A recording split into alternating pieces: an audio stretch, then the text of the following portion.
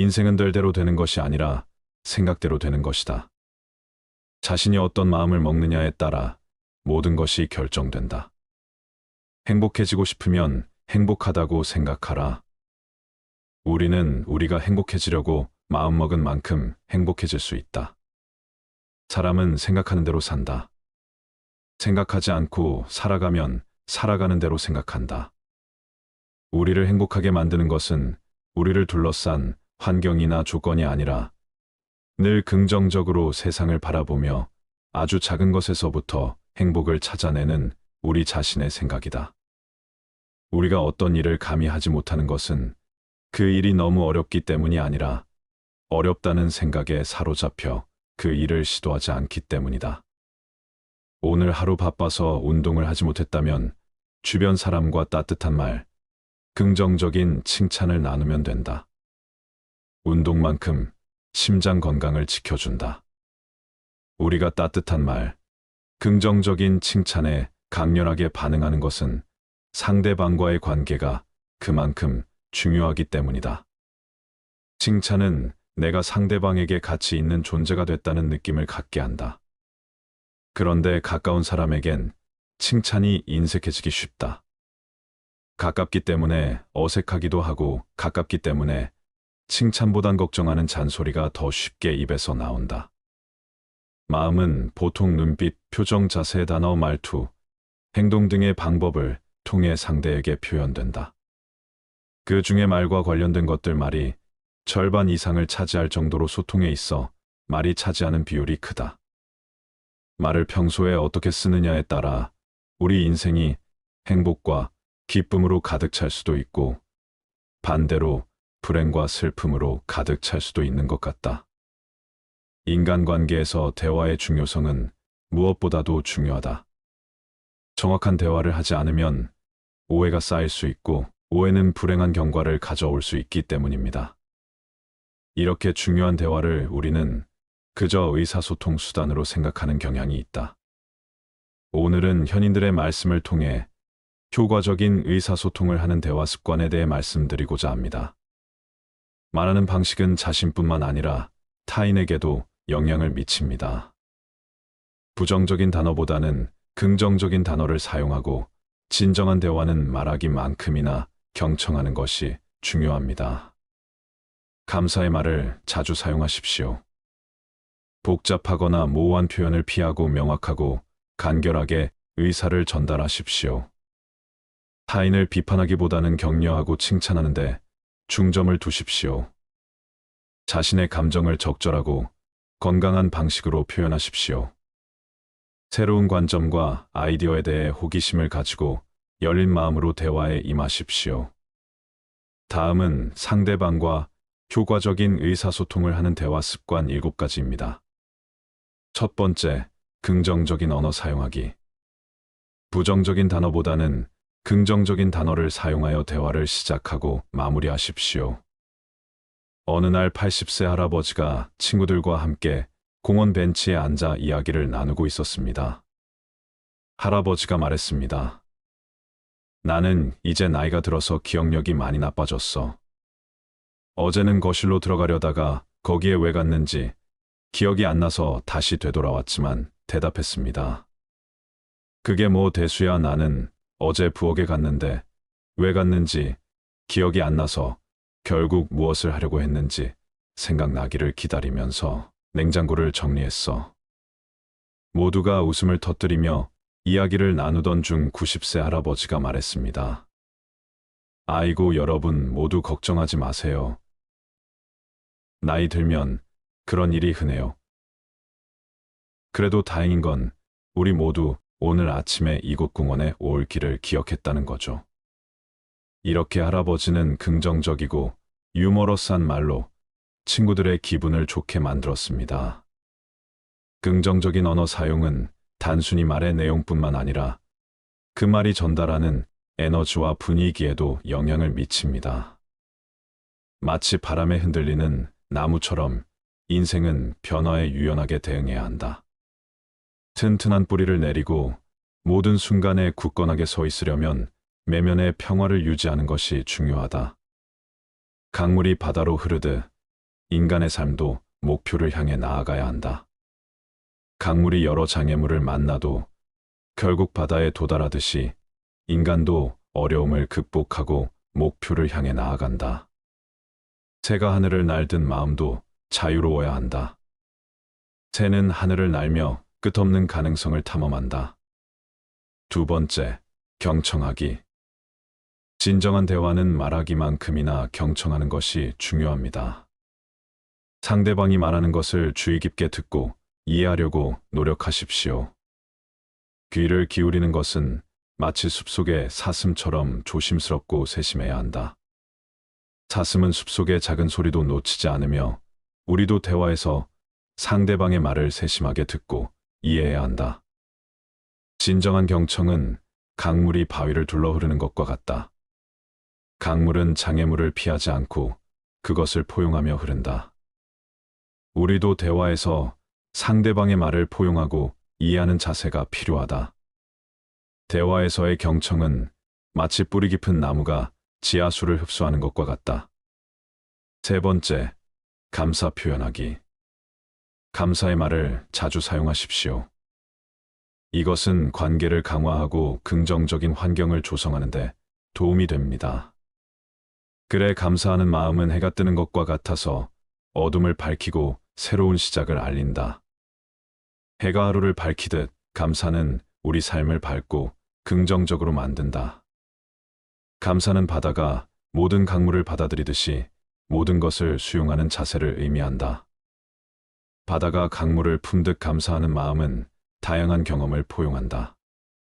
마음속에 감사를 품는 것은 꽃이 봄을 맞이하는 것처럼 자연스러운 일이다.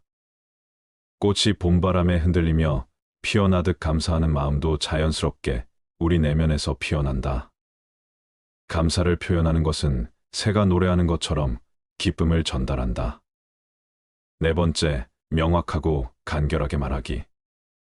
복잡하거나 모호한 표현을 피하고 명확하고 간결하게 의사를 전달하십시오. 이것은 오해를 줄이고 효과적인 소통을 촉진합니다. 말은 강물처럼 흘러가야 한다. 직접적이고 명료하게 강물이 곧장 바다로 흐르듯 우리의 말도 직접적인 목표로 향해야 한다.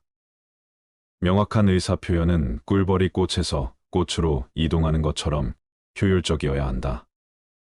꿀벌은 필요한 꽃만 찾아다니던 우리의 말도 필요한 정보만 전달해야 한다. 간결하게 말하는 것은 별이 밤하늘에서 빛나는 것과 같다. 별은 조용하고 간결하게 빛나며 그 존재만으로도 중요한 메시지를 전달한다. 명확한 의사소통은 새의 노래와 같아야 한다. 다섯 번째, 비판보다는 격려하기. 타인을 비판하기보다는 격려하고 칭찬하는데 중점을 두십시오. 이것은 긍정적인 관계를 구축하고 자신감을 키우는데 도움이 됩니다. 마을의 한 요양원에서 할아버지들이 모여서 차를 마시며 이야기를 나누고 있었습니다. 한 할아버지가 말했습니다. 내가 젊었을 때는 엄청난 축구 선수였어.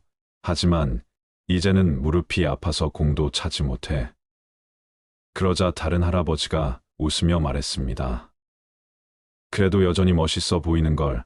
아마도 당신의 무릎은 과거의 영광을 기억하고 있나 봐.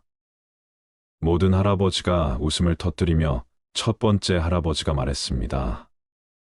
그렇게 말해줘서 고마워. 내가 너희들 곁 있어서 참 행복해. 격려하는 마음은 봄비처럼 삶의 활력을 불어넣는다. 봄비가 꽃을 피우듯 격려는 타인의 잠재력을 깨우고 성장을 촉진한다. 칭찬은 해가 떠오르는 것과 같아서 어둠을 밝히고 희망을 준다. 해가 세상을 밝히듯 칭찬은 사람의 마음을 밝게 만든다. 격려의 말은 새의 노래와 같아서 듣는 이에게 기쁨과 평화를 준다. 새가 노래로 숲을 즐겁게 하듯 격려하는 말도 사람의 마음을 기쁘게 한다. 칭찬은 나무에 물을 주는 것과 같다. 그것은 성장을 도와주고 튼튼하게 만든다. 나무가 물을 받아 자라듯 칭찬은 사람의 자신감을 키우고 발전을 돕는다. 격려는 강물이 바위를 부드럽게 다듬는 것처럼 마음을 강화하고 형성한다. 강물이 바위를 다듬듯 격려는 사람의 내면을 긍정적으로 변화시킨다. 6번째, 감정을 적절히 표현하기. 자신의 감정을 적절하고 건강한 방식으로 표현하십시오. 감정을 억제하거나 폭발하지 않고 이해와 공감을 바탕으로 말하십시오. 마을 공원 벤치에 할아버지 두 분이 앉아 이야기를 나누고 있었습니다. 한 할아버지가 말했습니다. 젊었을 때는 화를 내면 모두가 두려워했어. 하지만 이제는 화를 내도 손자들이 귀여운 할아버지라고 해. 그러자 옆에 앉은 할아버지가 웃으며 말했습니다.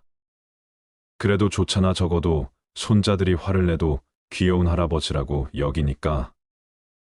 나는 화를 내면 아내가 이제 그만 좀 해라고 하더라고. 두 할아버지가 웃음을 터뜨리자 첫 번째 할아버지가 말했습니다. 그래, 이 나이에 화를 내는 것보다는 웃으면서 감정을 표현하는 게 더 좋지. 화를 내도 웃음이 오니 이제는 화를 내는 게 익숙하지 않아. 감정을 표현하는 것은 강물이 바위를 부드럽게 쓸어내리는 것과 같다. 강물이 꾸준히 바위를 닦아내듯 감정을 표현하는 것도 마음을 맑게 하고 이해를 높인다. 자신의 감정을 건강하게 표현하는 것은 나무가 가지를 키우는 것과 같다. 나무가 가지를 통해 성장하듯 감정을 표현함으로써 우리는 내면의 성장을 이룬다. 감정을 억제하지 않고 표현하는 것은 봄꽃이 활짝 피어나는 것과 같다. 봄꽃이 겨울을 이겨내고 활짝 피듯 감정을 자유롭게 표현하면 마음도 활짝 열린다. 감정을 적절히 표현하는 것은 새가 노래하는 것과 같아서 주변의 아름다움을 전파한다. 새가 노래로 숲을 아름답게 하듯 건강한 감정 표현은 주변 환경에 긍정적인 영향을 준다. 감정을 표현하는 것은 바다가 파도를 일으키는 것과 같다. 자연스럽고 필요한 과정이다. 바다가 파도를 통해 에너지를 발산하던 우리도 감정을 통해 내면의 에너지를 발산해야 한다. 7번째, 호기심과 열린 마음으로 대화하기. 새로운 관점과 아이디어에 대해 호기심을 가지고 열린 마음으로 대화에 임하십시오. 어느 날 할아버지와 할머니가 이야기를 나누고 있었습니다. 할아버지가 말했습니다. 요즘 젊은이들은 모든 걸 스마트폰으로 한다더군. 나도 하나 배워볼까? 그러자 할머니가 웃으며 대답했습니다. 그래, 나도 요가 수업에 가보고 싶어. 나이가 들어서도 새로운 것을 배우는 게 재미있지. 할아버지가 고개를 끄덕이며 말했습니다. 그래, 우리 나이에도 새로운 걸 배울 수 있다니. 놀랍지? 내가 스마트폰으로 요가 수업을 예약해 줄까? 할머니가 웃으며 대답했습니다. 그럼 당신이 스마트폰으로 요가 수업을 예약하면 나는 요가 수업에서 배운 걸 당신에게 가르쳐 줄게. 우리 함께 배우면서 젊어지자. 호기심을 갖는 것은 씨앗이 자라나 꽃을 피우는 것과 같다. 씨앗이 흙 속에서 새로운 생명을 키우듯 호기심은 마음속에서 새로운 아이디어와 생각을 키운다. 열린 마음을 가지는 것은 새가 하늘을 자유롭게 날아다니는 것과 같다. 새가 하늘을 탐험하며 새로운 경험을 하는 것처럼 열린 마음은 새로운 지식과 경험을 탐험한다. 새로운 관점을 받아들이는 것은 강물이 여러 갈래로 흘러가는 것과 같다. 강물이 여러 길을 탐색하며 그르듯 우리도 다양한 관점을 탐색하고 받아들여야 한다. 마지막으로 마을의 노인 클럽에서 할아버지들이 모여 이야기를 나누고 있었습니다. 한 할아버지가 말했습니다. 나는 요즘 긍정적인 말만 하려고 노력해. 오늘도 좋은 날이야. 아구 말이야. 그러자 옆에 앉은 할아버지가 웃으며 대답했습니다. 그래, 나도 마찬가지야. 아침에 거울을 보며 아직도 멋지군이라고 말해. 세 번째 할아버지가 끼어들며 말했습니다. 나는 매일 아내에게 너는 내 인생 최고의 선택이 야라고 말해. 물론 그 말을 하고 나면 아내가 그럼 오늘 저녁은 뭐 해라고 물어보지만 말이야. 모든 할아버지가 웃음을 터뜨리자 첫 번째 할아버지가 말했습니다. 우리 모두가 긍정적인 말을 하니까 분위기도 좋아지고 삶도 더 즐거워지는 것 같아. 이렇게 함께 소중한 시간을 보내며 의미 있는 대화를 나눌 수 있었습니다.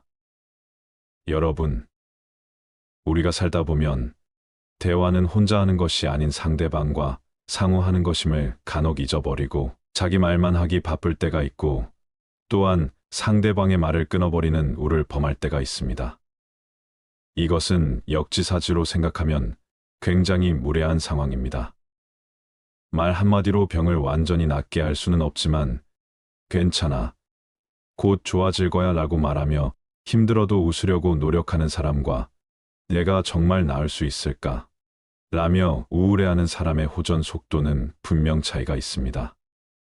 말은 감정을 바꾸고 감정은 몸을 바꿀 수 있다고 합니다. 긍정적인 말과 기분 좋은 표정이 나 자신을 바꿀 수 있습니다. 몸이 아프고 컨디션이 좋지 않을 때 억지로라도 괜찮아라고 말하며 웃으면 내가 정말 괜찮은 줄 알고 우리 몸에 괜찮다는 신호를 보냅니다. 인간은 말을 하지 않고는 살아갈 수 없습니다. 말을 하는 자는 무심코 내뱉고 잊어버릴 수 있겠지만 들은 사람은 평생 그 말로 인해 괴로워하거나 짜증날 수 있습니다. 그만큼 말이 중요하지요. 앞으로 스스로에게나 타인에게나 말의 중요성을 생각하고 신중히 표현하고 살아가야 되겠습니다. 평생을 긍정적으로 말하려고 노력하고 예쁜 말, 좋은 말을 사용하도록 노력해야겠습니다.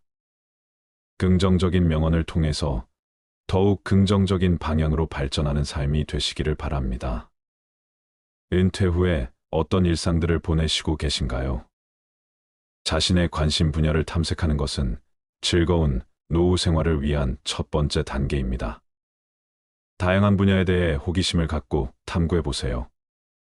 취미 생활은 우리의 삶에 즐거움과 의미를 더하고 건강과 행복을 유지하는 데 도움을 줍니다. 다양한 주제와 아이디어를 통해 노후 생활을 활기차고 풍요롭게 보낼 수 있는 방법을 알아보세요. 취미 생활은 우리에게 여유와 만족감을 주는 중요한 요소입니다. 취미를 통해 자신을 발전시키고 새로운 관심 분야를 탐색할 수 있습니다. 또한 취미는 건강 증진과 사회 참여에도 도움을 줄 수 있습니다. 예술, 역사, 과학, 체육 등 다양한 분야의 책을 읽거나 관련된 온라인 강좌를 수강해 보는 것도 좋은 방법입니다. 관심 있는 주제에 대해 깊이 있는 지식을 습득하고 새로운 관점과 시각을 개발하는 것도 좋습니다. 이를 통해 자신의 역량을 넓힐 수 있고 더욱 풍요로운 노후 생활을 즐길 수 있습니다. 우리가 은퇴를 하고 노년을 맞이하면 수면, 식사 같은 필수 시간을 제외한 대부분의 시간이 자유입니다. 게다가 평균 나이는 80대 중반이고 길게는 100세까지 사는 분들도 종종 보이는 요즘입니다. 혹시나 여러분들 중 젊어서 직장 생활 육아로 정신없이 살던 때에는 그렇게 그리던 여유로운 삶이 막상 노년에 펼쳐지니 뭘 해야 할지도 모르겠고 너무 막막해서 허무함에 빠지신 분들은 안 계신가요?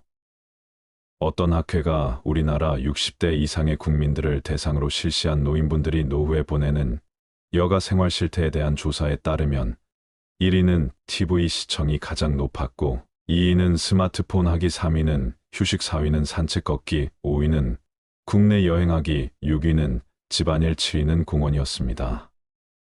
사회가 고도로 발달하고 노인들의 복지는 돌아볼 틈 없이 쉼없이 앞으로만 달려가니 정작 우리나라를 여기까지 이끌고 만들어 온 노인분들은 집으로, 스마트폰으로, 공원으로 소외되고 있다는 것을 알 수 있습니다. 물론 나이가 들면 힘이 빠지기 때문에 할 수 있는 취미가 한정적일 수밖에 없다지만 그렇다 하더라도 우리가 집에 앉아 가만히 TV나 보며 죽는 날만 기다려야 할까요? 우리 개개인의 상황에 따라 맞는 취미를 찾을 수는 없을까요? 전문가들 또한 말합니다. 아무래도 요즘 정보 제공 서비스가 온라인 중심이다 보니 노인분들이 정보를 얻기가 어려우셔서 취미가 다양하지 못할 수밖에 없다고 말입니다. 그 예로 교통수단을 인터넷으로 예매하실 때 불편하다고 느끼신 분들이 60%, 그나마 노인분들 중 58%만이 인터넷 예매를 경험하셨다고 합니다. 또한 무인 식당에서 터치 기기로 주문하실 때에도 터치 기기를 경험하신 분들은 58%밖에 되지 않았으며 그중 64% 노인분들이 불편했다고 하십니다. 따라서 이것은 우리 사회가 좀 더 노인 친화적인 시스템으로 바꿔야 할 것은 바꾸고 바꾸지 말아야 할 기존의 것은 바꾸지 말아야 한다고 볼 수 있겠습니다. 그러니 여러분들께서 그동안에는 평생 자식과 남을 위한 희생의 땀을 뚝뚝 흘려오셨다면 이제는 그 땀을 스스로를 위해 흘려보실 생각은 없으신가요? 그런 의미에서 지금부터 여러분들께 노년에 하실 수 있는 취미를 몇 가지 추천해 드릴 텐데요. 그 전에 취미 생활을 정하실 때 중요한 것들이 있습니다. 첫 번째, 효율적으로 시간 배분을 해보세요. 처음에는 조금씩 시간 내어 한 가지만 하시다가 나중에 나에게 맞는 취미 생활이 몇 가지 생긴다면 하루를 더욱 알차게 보내실 수 있습니다. 가령 낮에는 체력 소모가 있는 자전거를 탄다면 저녁에는 음악 감상을 하실 수 있으며 아니면 낮에는 목공을 하시고 저녁에 바둑을 두실 수도 있죠.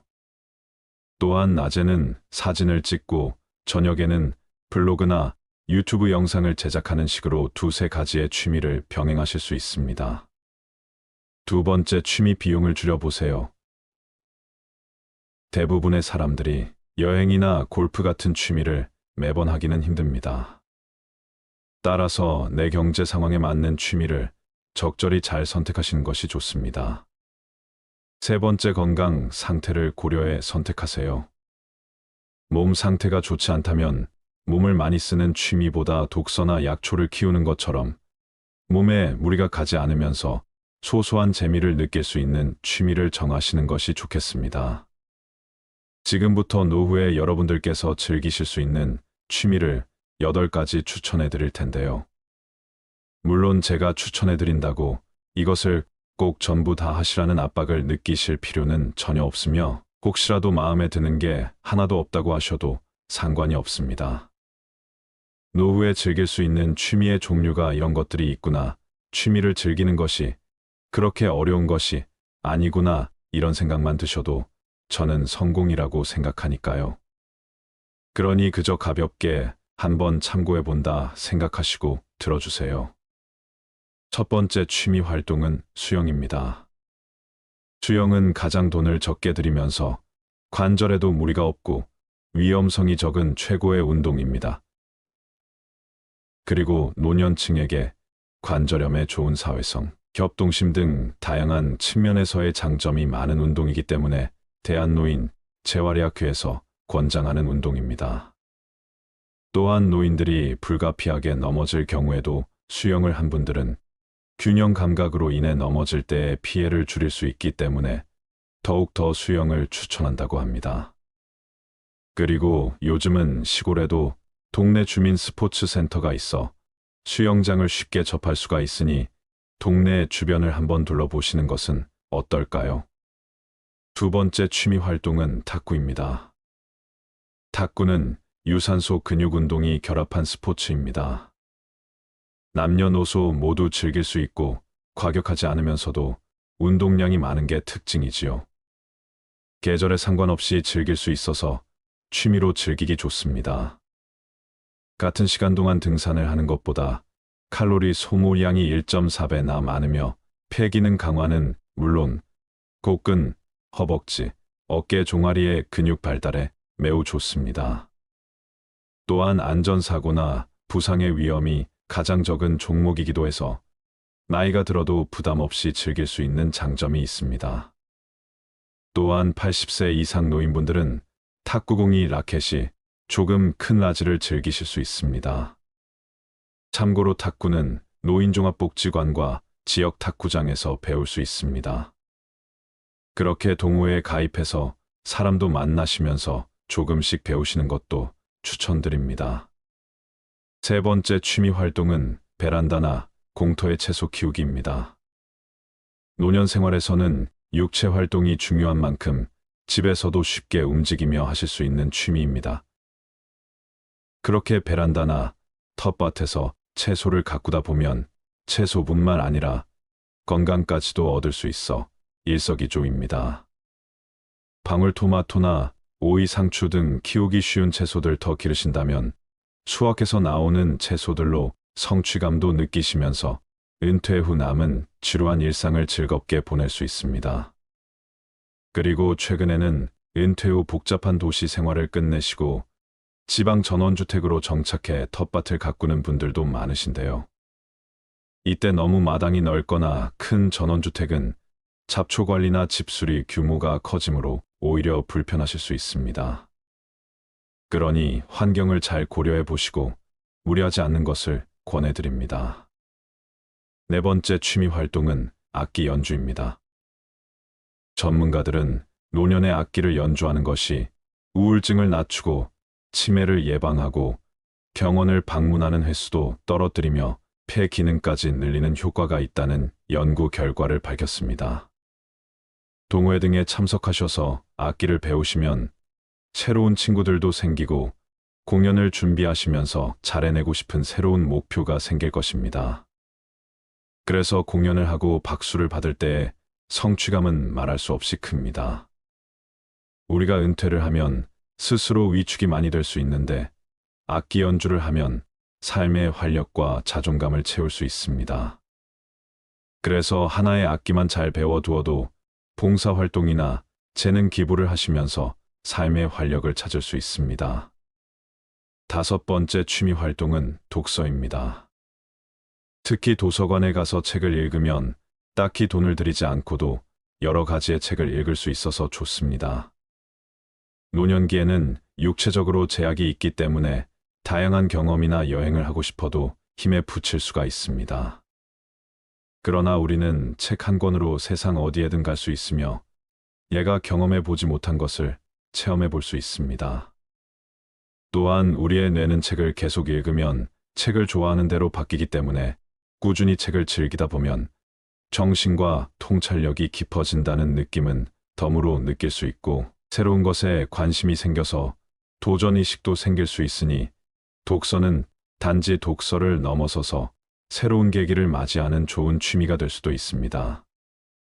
여섯 번째 취미 활동은 요가와 명상입니다. 요가와 명상은 내 몸을 살피는 동시에 휴식도 할 수 있는 최고의 취미입니다. 아무래도 나이가 들면서 관절이 약해지고 근육량이 줄어들면서 과격한 활동은 몸에 무리를 가져다 줍니다. 그러나 요가를 하면서 여러 가지의 자세들을 취하는 것은 근육뿐만 아니라 뼈를 하나로 묶어주는 힘줄과 인대를 강화해 줍니다. 또한 요가를 하면서 의식적으로 호흡과 명상을 할 수도 있는데 이는 심장박동수와 혈압을 낮추어 불안과 우울증을 완화하는 데 도움을 줍니다. 요즘에는 집에서도 유튜브를 보시면서 요가 동작과 호흡을 따라 할 수 있는 영상들이 많으니 아침에 시간을 정해놓고 요가와 명상을 취미로 하는 것도 좋아 보입니다. 일곱 번째, 바리스타 소믈리에 요리입니다.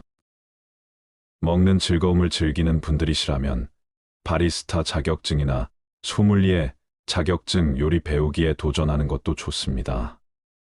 커피향이 좋은 분들은 바리스타에 도전하시고 와인의 향에 취하고픈 분들은 소믈리에 도전하시고 음식을 좋아하는 분들은 요리에 도전해 보시는 건 어떨런지요. 처음에는 혼자만의 취미 생활일 수 있지만 취미 생활이 깊어지고 성취감이 높아질수록 주위 사람들과 함께 나누고 싶어지게 될 수도 있고 더 나아가 은퇴 후 직업으로 연결될 수도 있지요. 여덟 번째, 그림 그리기입니다. 우리가 어릴 때에는 누구나 그림을 그렸습니다. 도화지의 땅바닥에 벽과 마루에 온통 그림을 그리지요. 그러다 나이가 들면서 그림을 그리지 않게 됩니다. 지금 그림을 그리는 저는 단지 그림 그리는 것을 멈추지 않았을 뿐이죠. 그러니 여러분들도 언제든 다시 그림을 그린다고 해도 그것이 이상할 것이 없습니다. 원래 하던 것을 다시 하는 것뿐이니까요. 그리고 보통 그림을 그릴 때 그림을 얼마나 잘 그리는지 전혀 중요하지 않다고 하기도 하지만 사실 실력이 조금씩 느는 것이 느껴지지 않으면 그림 그리는 것이 재미가 붙지 않는 게 사실입니다. 주변의 칭찬도 듣고 그래서 자기 만족도 들어야 더 잘 그리고 싶은 목표 의식도 생기니까요.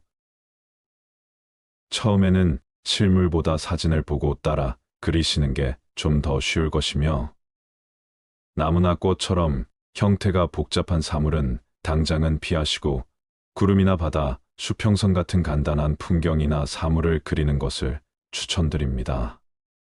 또한 처음에는 연필로 스케치를 하시고 연필로 간단한 명암만 표현하시고 끝내시면 그것으로 형태 감각이 어느 정도 생기시면 그때 물감으로 색칠을 시작하시는 것이 좋습니다.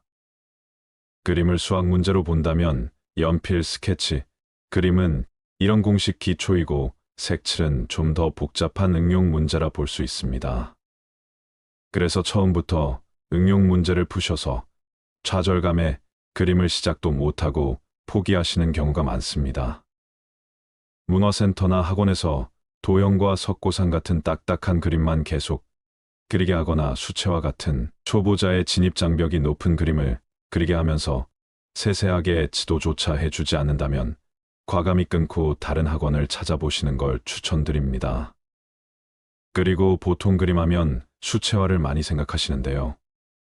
수채화는 물 조절이 어렵고 사물의 구체적인 묘사와 중간 과정이 동시에 진행되기에 생각보다 초보분들의 진입장벽이 높습니다. 그래서 물 조절이 비교적 간편하면서 몇 번이든 덧칠이 가능한 아크릴 물감으로 색칠을 시작하시는 걸 추천드립니다. 그리고 아크릴 물감이 손에 익으면 유화 물감도 쉽게 시작하실 수 있으니 이 또한 이득이 되실 것입니다. 그렇게 그림을 그리시다가 뿐만 아니라 기억력 증진에 큰 효과가 있다고 하는데요. 우리는 그림을 그리면서 시각적 공간적으로 사물을 바라보고 표현하는 연습을 하게 되며 그림을 배우면서 언어적인 요소는 물론 팔과 손가락 관절을 미세하게 움직이는 운동적 효과까지 얻을 수가 있습니다. 그 밖에도 노후에 많이들 하시는 취미들이 등산, 테니스, 자전거 등이 있는데 이런 취미들은 젊었을 때부터 꾸준히 체력을 길러오셨고 제대로 된 자세와 방법들을 익히시고 시작을 하시는 것이 좋습니다. 그렇게 여러 가지 취미를 하시다 보면 잊고 있었던 과거와 만나면서 생각에 잠기기도 하는데요. 노인이 되어 찾는 취미의 시작은 내 어릴 적 못 이룬 꿈을 찾는 것에서 기인한다고 합니다. 이 나이에 새삼스럽게 무슨 취미 생활인가 이런 생각을 하실지도 모르겠습니다. 어릴 적 꼭 거창한 걸 해보고 싶은 어린아이는 없었을 것입니다. 나도 모르게 무의식적으로라도 하고 싶었지만 상황이 여의치 않아 못한 일들이 있지 않았을까요? 그것이 아주 사소한 것이어도 말입니다. 그리고 또한 지금까지는 돈 벌고 자식 키우시면서 채우면 채울수록 커난 삶에 매달려 살아오셨다면 어린 시절 바라보았던 하늘 가득 반짝이던 별들을 떠올려 보세요. 그 밤마을 우러러 넉넉했던 그날의 순수를 떠올려 보세요. 여러분들께서 노후의 집에서 하루 종일 TV 보는 삶을 위하여 이날까지 그토록 헌신해 오신 것은 아닐 거라 믿고 싶습니다. 그래서 우리가 그때는 시절을 잘못 만나 우리의 별을 잃고 살 수밖에 없었던 이제는 다시 그때의 나를 찾는 여행을 한번 해보시는 것은 어떨까요? 나무가 항상 하늘로 향하듯이 우리의 발은 땅을 딛고 이번에는 별을 한번 쳐다보며 걸어가는 건 어떨까요? 몇 년 전 명예 퇴직을 하시고 올해 70이 된 어떤 할아버지 얘기를 들려드리겠습니다. 김 씨 할아버지는 60대 중반에 은퇴를 하셨습니다. 할아버지는 드디어 사회와 가정으로부터 벗어났다는 해방감에 그동안 만나지 못했던 사람들도 만나고 여행도 다니시며 이뤄왔던 자유를 만끽하셨습니다. 그렇게 몇 년이 흘러서 다시 일상으로 돌아온 할아버지는 갑자기 앞이 캄캄해졌습니다. 인생이 너무 지겹고 막막하고 허무했던 때문이었습니다. 이유인 즉슨 여행은 비용이 많이 들어 계속 갈 수가 없었고, 그마저도 몇 번 반복하니 지겨워졌지요. 그리고 친구를 만나도 정서적인 소모가 컸고, 한 번 만날 때마다 들어가는 밥값, 술값이 만만치 않았지요. 또한 할아버지의 나이가 이제 70인데, 막상 70이 되어 보니 젊었을 때 생각했던 70세와는 거리가 멀었습니다. 몸이 여기저기 조금씩 아프긴 했지만 사는데 크게 지장은 없었습니다. 그러면 적어도 앞으로 15년은 좋게 더 살 텐데 뭘 해야 하나 일을 하지도 할 수도 없는 나는 이제 무엇인가 자문을 해볼수록 막막함은 더해져만 갔습니다. 그래서 할아버지는 마치 영혼이 빠져나간 사람처럼 하루 종일 소파에 누워 TV나 보면서 시간을 때웠습니다. 게다가 은퇴 전엔 지방에서 일을 하였기에 기러기 아빠 주말 부부로 살았던 할아버지였으나 지금은 집에서 아내와 새삼 어색하게 얼굴 맞대고 있으려니 할아버지는 적응이 더 힘들기만 했습니다.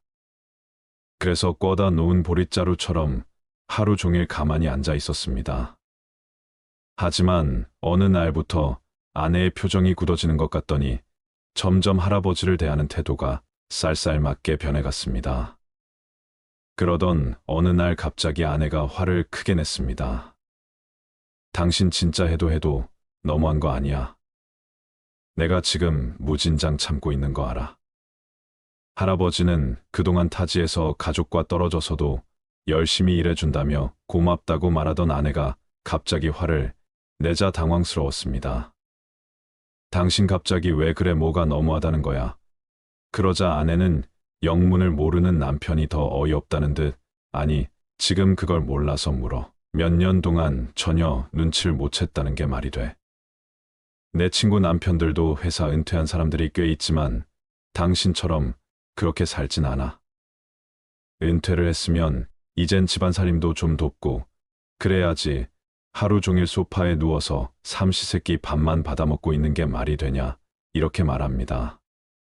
할아버지는 아내의 말투가 너무 섭섭했습니다. 그동안 가정을 위해 한눈 팔지 않고 성실하게 살아온 자신의 인생이 부정당한 기분이 들었습니다. 당신이야말로 너무한 거 아니야? 내 평생을 가족들을 위해 일하다가 이제야 한숨 돌리고 있는 건데 그게 그렇게 못 봐줄 일이야. 그러자 아내가 말합니다. 당신 은퇴한 지 벌써 3년이 넘었어. 그 정도면 나도 많이 봐준 거야. 그리고 당신은 은퇴했지만 난 아직 직장에 다니면서 당신 밥까지 해야 한다고.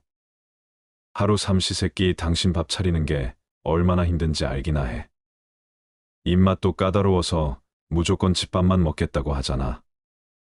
설거지 한 번을 안 하면서 무슨 외식만 하면 큰일 나는 것처럼 난리를 쳐대는데 내가 어떻게 안 힘들겠어. 할아버지는 갑자기 은퇴 후 공백 때문에 방황하시는 중에 아내는 그런 할아버지의 삼시세끼 밥을 차려내 스트레스가 쌓일 대로 쌓였던 것이었습니다. 물론 처음에는 그동안 고생했다며 친구들 모임도 끊은 채 기쁜 마음으로 밥을 해줬었죠. 하지만 날이 갈수록 할아버지가 소파에 누워서 꼼짝도 안 하자 참다 못해 끝내 폭발하고 말았던 것이었습니다. 그래서 아내의 목소리는 점점 높아지고 있었고 거기에 할아버지도 질세라 같이 언성이 높아졌습니다. 그런데 다행히 보다 못한 딸이 중재에 나섰습니다. 엄마, 우리 저녁은 외식하자. 엄마 좋아하는 콩국수 어때? 그러자 엄마는 아빠가 잘도 외식하겠네 하면서 할아버지를 흘깃 바라보았습니다. 이 상황이 너무 낯설고 당황스러웠던 할아버지는 은근슬쩍 안방으로 들어가는 것으로 상황을 모면하려 했습니다. 그러자 딸이 방으로 쫓아와 아빠도 콩국수 먹으러 가자며 분위기를 띄웁니다. 그러면 보통 살짝 져주는 척 따라가면 되는데 할아버지는 딸 앞에서 못난 모습을 보여서 너무 민망했습니다. 그래서 본심과는 전혀 다른 말이 나오고 말았습니다. 귀찮게 뭐 하러 나가니 그냥 집에서 대충 때우면 될걸. 그러자 아내가 말합니다. 저것 좀 봐봐. 내가 밥순이 아니냐. 맨날 아주 미쳐요 미쳐. 아내가 다시 발끈하자 할아버지는 더 어쩔 줄 몰라서 안방에서 가만히 서 있었습니다. 그래도 이 상황을 해결하려 딸이 아내를 재차 달랬습니다. 엄마 날씨도 덥고 기분 풀 겸 그냥 콩국수 먹으러 가자. 엄마 콩국수 좋아하잖아. 아내는 딸아이의 말에 기분이 조금 풀렸습니다. 아이고 남편보다 자식이 훨씬 낫네. 그리고 딸은 다시 안방으로 들어와서 할아버지에게 재차 외식을 권했습니다. 할아버지는 아내와 평생을 같이 살았지만 솔직히 아내가 콩국수를 좋아하는지도 몰랐습니다. 그리고 중간에서 딸아이가 애쓰는 모습도 안쓰럽고 화를 내던 아내의 기분도 풀어줄 겸 다 같이 콩국수를 먹으러 갔습니다. 그렇게 식사 후 아내는 스트레스도 풀 겸 딸과 시간을 보냈으면 해서 할아버지만 그냥 귀가를 시켰습니다. 덕분에 딸아이는 한참을 엄마의 하소연을 들어야 했습니다. 이건 뭐 집안일에는 손 하나 까딱도 안 하고 하루 종일 리모컨 들고 소파에만 누워 있으면 어떡하자는 거야. 내가 삼시세끼 밥 해대느라 아주 몸살이 날 지경이야. 외식도 싫어하지. 국이나 찌개 없으면 밥은 먹지도 않지. 이게 사람이 할 일이니? 그러자 딸은 곰곰이 생각하다 이렇게 말했습니다. 엄마 얼마 전에 TV에서 은퇴 후 아빠들에 관한 다큐를 봤거든요. 혹시 아빠도 은퇴하시고 약간 우울증 같은 게 온 거 아닐까요? 그렇지 않아도 하루 종일 TV만 보시는 게 걱정이 되긴 했거든요. 요즘 아빠 표정을 보면 많이 공허해 보였어요. 낮에 안방에서 힘없이 새우잠 주무시는 거 보면 괜히 짠하기도 해요. 그렇게 모녀가 이야기를 하고 집으로 돌아왔고 집에 돌아온 딸은 할아버지에게 엄마가 지금 얼마나 힘들어하는지 아빠가 없을 때 엄마가 얼마나 힘들었는지 설명해 주었으며 집에서 무기력하게 앉아있는 아빠도 너무 걱정이라고 염려해 주었습니다. 그리고 그 다음 날 딸이 퇴근을 하면서 할아버지에게 웬 전단지를 내밀었습니다. 아빠 이거 우리 동네 복지센터에서 하는 취미 수업이라 아빠가 그동안 하고 싶었는데 못했던 거 있으면 해보면 어떨까? 수강료도 3만 원밖에 안 한대. 딸아이의 말에 할아버지는 정신이 번쩍 드셨습니다. 그동안 은퇴하고 할 일이 없어진 자신이 너무 허무하고 당황스러워 아내의 입장은 미처 생각 못했다는 자각이 드셨기 때문이었습니다. 하지만 딱히 취미도 없었고 좋아하는 것도 없으셨기에 할아버지는 어떤 수업을 들어야 할지 몰랐습니다. 그래서 무엇이든 일단 시작해보자 싶어서 요리 수업을 들어보기로 했습니다. 그리고 그동안 혼자서 고생했을 아내를 위해 늦잠이라도 편히 잘 수 있게 내가 아침밥을 해주리라 할아버지는 이렇게 결심하셨습니다. 그리고 다음날 바로 동네 복지센터에 가서 요리 수업을 듣기 시작했습니다. 단돈 3만 원에 무아일체가 되어 있던 소파와 TV와 작별을 고하고 더구나 요리를 직접 해주겠다고 하니 제일 기뻐했던 건 아내였습니다. 그런데 더 놀라운 것은 할아버지한테 요리가 재미있다는 것이었습니다. 70년을 살고 처음 알게 된 사실에 놀랍기도 하고 신기하기도 하였습니다. 물론 아침을 짓겠다고 큰 소리 친 첫날부터 잘하지는 못했습니다. 물을 적게 넣었는지 전기밥솥에 누룽지가 만들어졌습니다. 전기밥솥으로 누룽지 밥을 하는 사람은 당신이 처음일 거야. 아내는 박장대소를 하며 웃었습니다. 그날이 은퇴 후 처음으로 해맑게 서로를 쳐다보며 웃었던 날이었습니다. 그렇게 요리에 재미를 붙인 할아버지는 이제 복지센터에서 가르쳐준 요리만 그는 만족이 안 되셨습니다. 할아버지는 그날부터 유튜브의 요리 채널이라는 채널은 다 듣고 지냈습니다. 마치 미지의 세계를 탐구하는 느낌이었습니다. 요리마다 쓰는 방법이 다르다는 게 신기했죠. 어슷썰기, 깍둑썰기, 채썰기, 돌려깎기 등등 세상이 이렇게 재미있을 수가 없습니다. 할아버지는 이제 요리 재료도 신경을 쓰기 시작하셨습니다. 그래서 이번에는 옥상에 텃밭을 가꾸기 시작했습니다. 이것도 얼마나 재미있는지 몰랐습니다. 그 중에 제일 재미있는 게 방울토마토였습니다. 봄에 심어서 한번 열매가 열리기 시작하면 가을까지 계속 토마토를 먹을 수 있었습니다. 그렇게 할아버지는 조금씩 또 다른 자신을 찾아가고 계십니다. 그렇게 할아버지는 처음에는 요리가 여자들의 전유물로 여기시고 아무것도 하지 않으셨지만 대기업 다녔던 사람이라는 스스로의 지위를 내려놓자 새로운 세계가 밀려와 할아버지 인생을 가득 채웠고, 그러자 가족들이 웃기 시작했으며 그것들이 하나가 되어 할아버지에게 행복을 가져다 주게 된 것입니다. 보통 장수를 하시는 분들은 나이가 들어서도 자신의 취미 생활을 즐기는 경우가 많다고 합니다. 다양한 취미 생활로 인생을 건강하고 활력적으로 살수록 더 오래 건강하게 살 수 있기 때문이라고도 하는데요. 혹시나 여러분들은 어렸을 적 꿈은 없으셨나요? 돈을 벌어야 했기에, 삶을 살아내야 했기에 어쩔 수 없이 내려놓은 것은 없으셨는지요? 아니면 그걸 고민할 시간조차 가져보지 못하신 것은 아닌지요? 저는 어느 날 저희 집 창고 구석에서 두꺼운 종이 뭉치를 찾아낸 적이 있습니다. 오래되어 묵은 냄새가 났지만 소중히 보관한 티가 났습니다. 그 종이를 하나하나 넘겨보니 그것은 소설이었습니다. 그것도 사인펜으로 손수 적은 소설이었습니다. 글씨체가 낯익은 것이 딱 아버지의 그것이었습니다. 하지만 아버지는 다른 일을 하시는 분이었습니다. 그리고 아버지의 일기장도 찾아내었습니다. 일기장에는 하루하루 당신의 고단한 삶이 생생히 기록되어 있었습니다. 어떻게 태어났는지, 어떻게 사랑받았는지도 상세히 알 수 있었죠.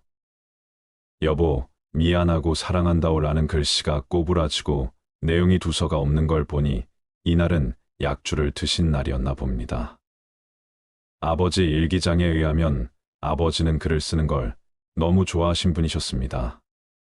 하지만 집안 형편이 너무 어려워 할머니는 아버지에게 공부를 시켜주지 못했습니다. 당시 공부도 못하고 딱히 돈이 되는 재능이 없으면 공장에 아이들을 맡겼다고 합니다. 그러면 아이들은 공장에서 12시간 넘게 일을 했습니다. 대신 엄마들은 돈이나 간장 같은 물건을 받았다 합니다. 하지만 아이들에게 노출된 환경은 열악하기 그지없었습니다. 어른 직원들의 폭력 속에서 강제로 일을 해야 했으며 동작이 늦다며 망치나 스패너가 날아오기도 했습니다.